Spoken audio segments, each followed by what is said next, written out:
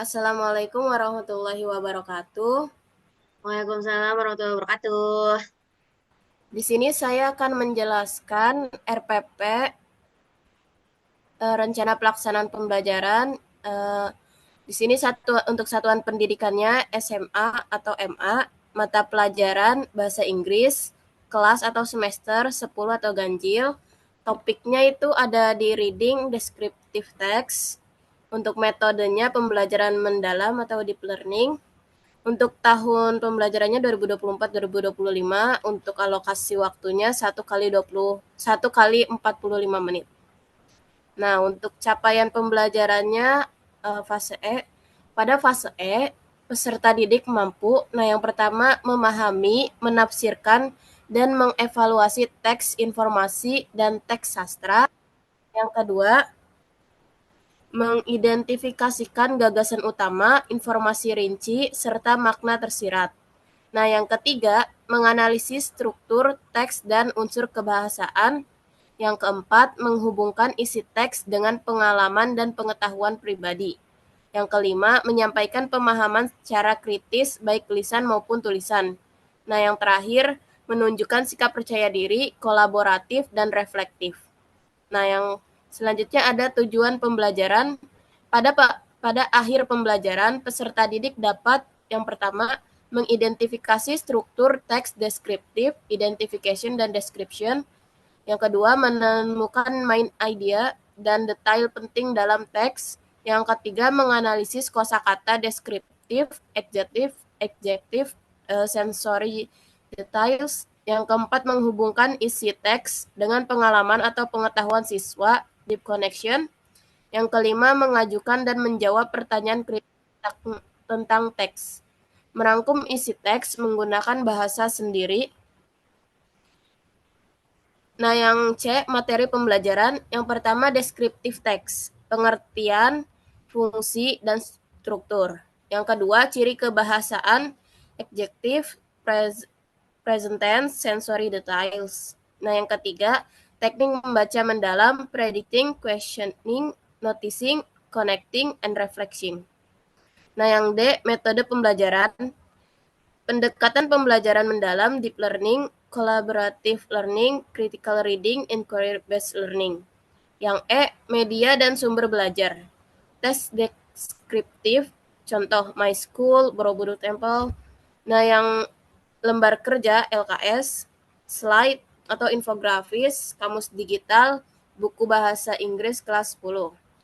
Nah, untuk langkah-langkah pembelajarannya, yang pertama pendahuluan 10 menit, guru memberikan salam, presensi, dan apersepsi.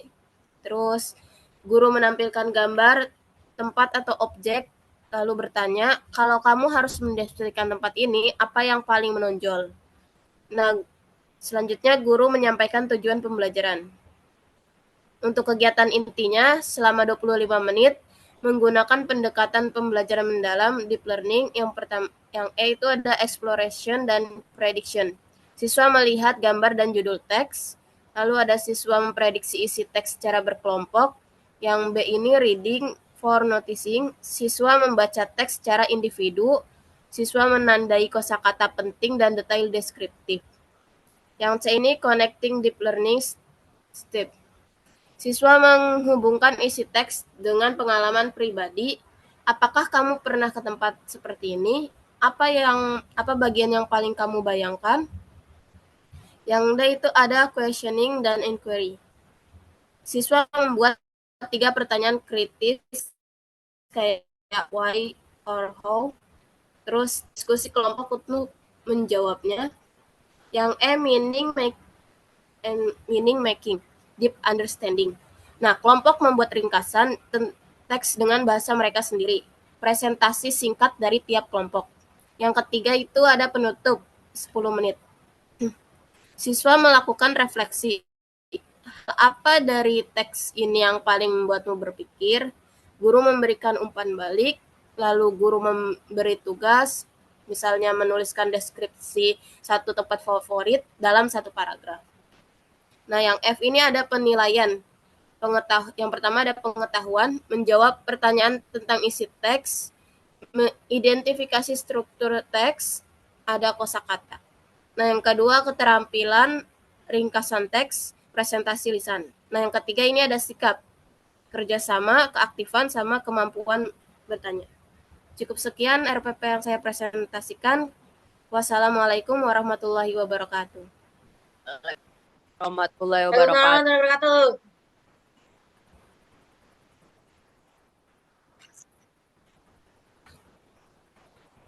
Selamat pagi semuanya. Selamat pagi, Bu Kulu. Pagi. Kembali lagi di kelas kita hari ini ya. Hari ini materinya tentang reading. Temanya itu ada visiting Borobudur Temple. Nah, kalian pernah nggak sih ke Candi Borobudur? Ada yang udah pernah? Pernah dalam mimpi kayaknya. Pernah. Seru.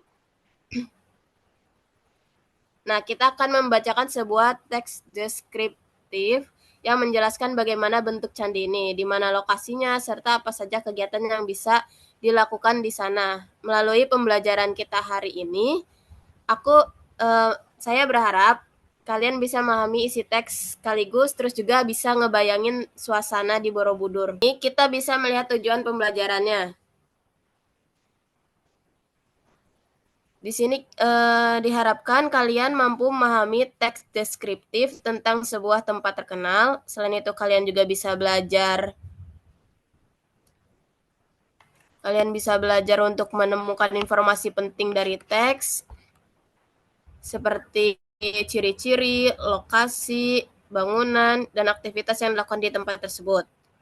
Di akhir kalian bisa menyimpulkan isi teks dan menghubungkannya dengan pengalaman kalian sendiri. Jadi pembelajaran tidak hanya membaca, tetapi juga mengolah informasi. Next.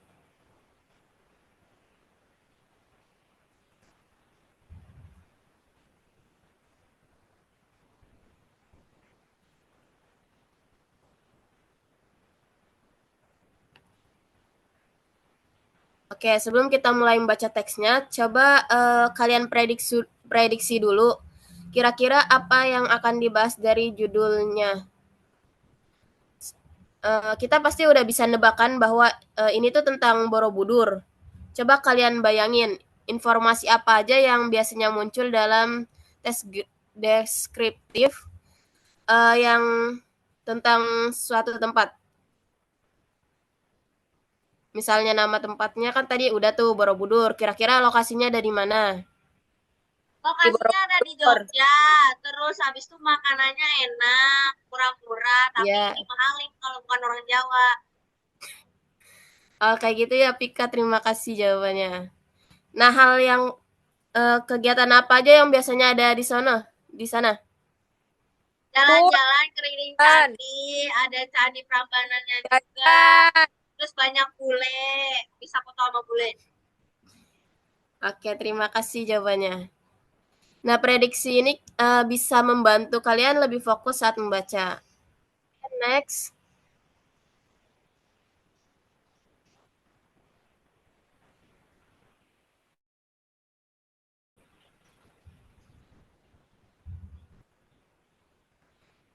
Nah, sekarang kita lihat ada beberapa kosakata yang akan muncul di teks. Nah, kata-kata ini akan membantu kalian memahami isi bacaan dengan lebih mudah. Perhatikan arti dari masing-masing kata. Coba bayangin contoh penggunaannya dalam kalimat. Jika ada yang menurut kalian sulit, kalian bisa menanyakan setelah ini memahami kosakata terlebih dahulu akan membuat proses membaca kalian lebih lancar. Oke, next.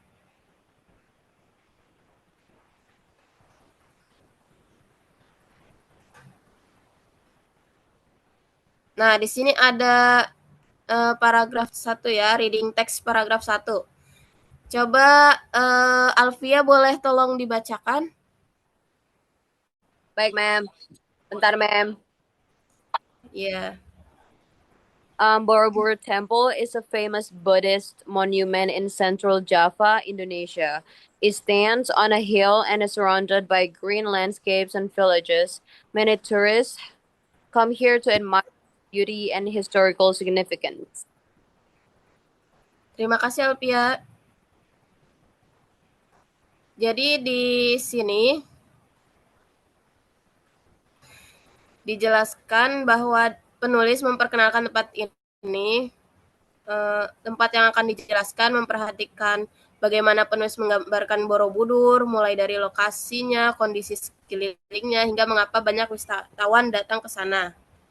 Nah, oke, next, selanjutnya.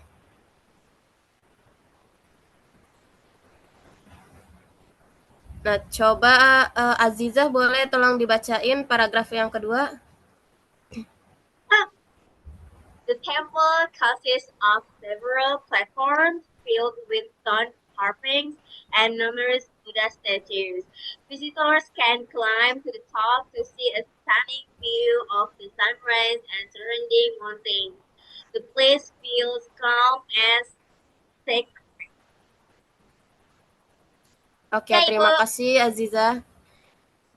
Nah, di sini kita bisa melihat detail mengenai struktur candi, jumlah patung, bentuk ukuran, dan pemandangan yang bisa dilihat dari atas. Oke, next, selanjutnya.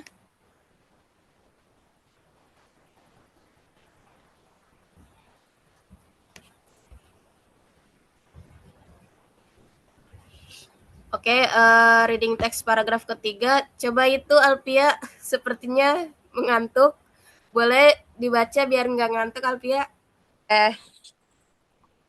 Besides being a tourist spot, Borobudur hosts religious events every year.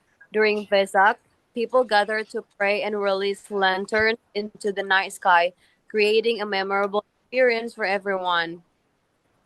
Nah, di paragraf terakhir ini menjelaskan aktivitas khusus yang biasanya dilakukan di Borobudur. Biasanya disebut perayaan Waisak dan kegiatan pelepasan lampion. Kalian pernah nggak ngelihat ada acara pelepasan lampion gitu? Pernah di TikTok, tapi nggak pernah langsung, Mem. Pernah. Oh, dari sosial media ya? Nah, oke, next. Selanjutnya,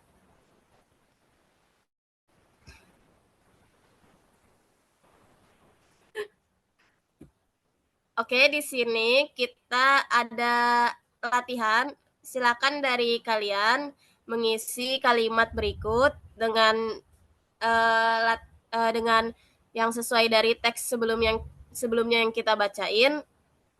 Nah, sekarang coba isi nomor 1 dulu, kita isi. Ada yang bisa jawab nomor 1? Saya.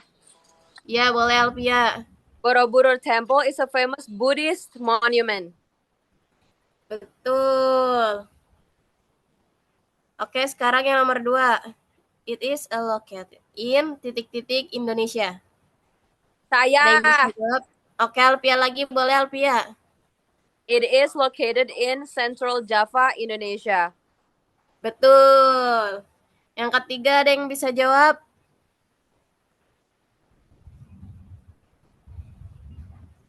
The temple has many ... Berapa? Saya.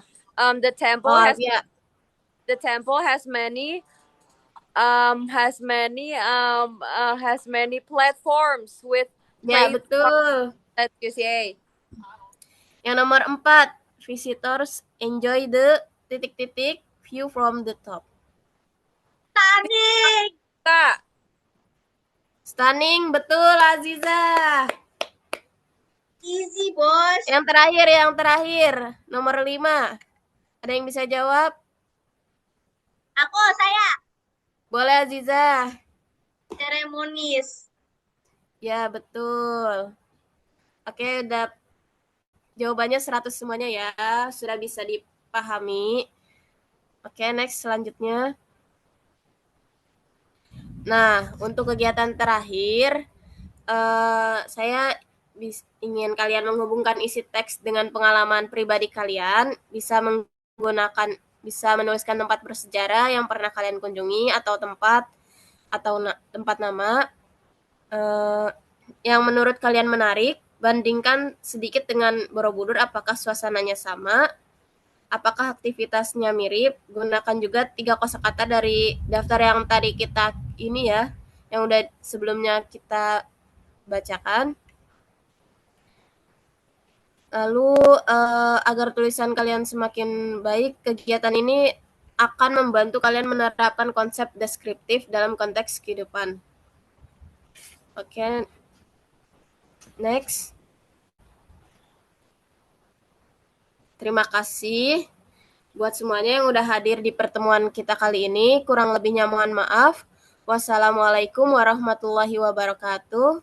Waalaikumsalam Waalaikumsalam warahmatullahi warahmatullahi wabarakatuh. wabarakatuh. Yeay!